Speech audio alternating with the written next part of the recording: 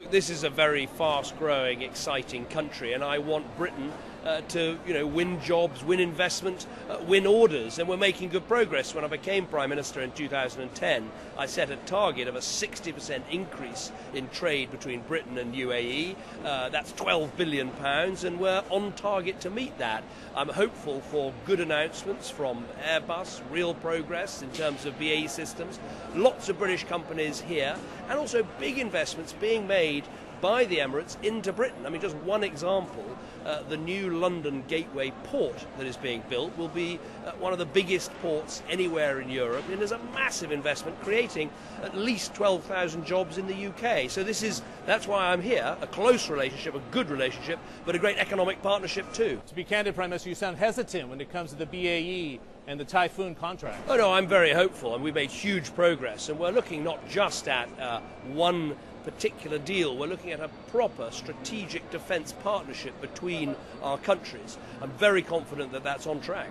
Countries here in the region are buying the military hardware because they have great concerns about Iran. Now, the P5+1 go back to the bargaining table. Could you see a scenario where a deal is done this year and you can see a partial lifting of sanctions in the first quarter of 2014? Well, it's good that proper talks are taking place, but let's be clear about why we are here. We're here because we put in place very tough sanctions on Iran. Britain led the way in Europe, putting in place those oil sanctions, which I think have brought us to this point. And my view is clear, there shouldn't be removal of sanctions unless there is a good deal.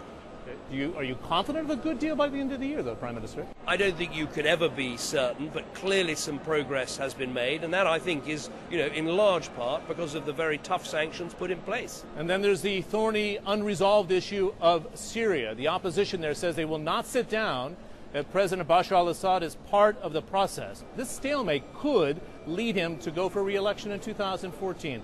Is that acceptable in your view? Well, I don't think it's every day that Assad is in power, in my view, is unacceptable because of the dreadful things that he's done to his people. What we need is the Geneva II process to work.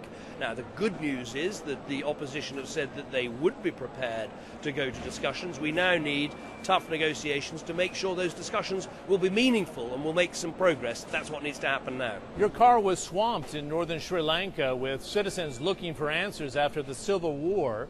Did you get concrete assurances of progress on the investigation by President Rajapaksa of Sri Lanka? Well, I was the first Prime Minister or President from any country to visit the north of Sri Lanka since the country became independent in 1948. And I think it's important to shine a light on the plight of people in that country. But look, there is an optimistic scenario here. The war is over, the terrorism is finished, and President Rajapaksa has a fantastic opportunity to reach out to everyone in his country and provide the reconciliation, healing and generosity that could bring that country together and make it a huge success. And I think it's right that international pressure is brought to bear to say that these issues of human rights, of inclusion, are really important for the future of the country.